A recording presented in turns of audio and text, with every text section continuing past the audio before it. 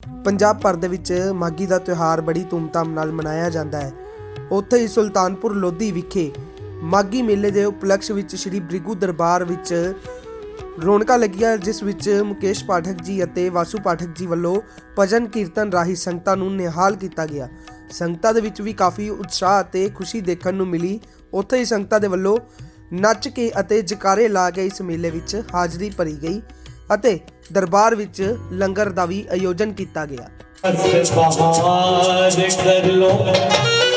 ओ घटा में खाने होके छाई होई, ना संतरी ना मालती, ना ही अंगूर दे रस चो खिंचाई होई।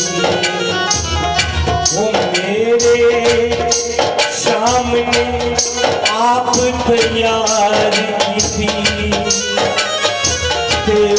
मोल वृंदावन की लाई होई। मेरा शाम अपने दर से, मेरा शाम अपने दर से आँखों से पिलाए। मेरा शाम अपने दर से आँखों से पिलाए। मोहन जिसे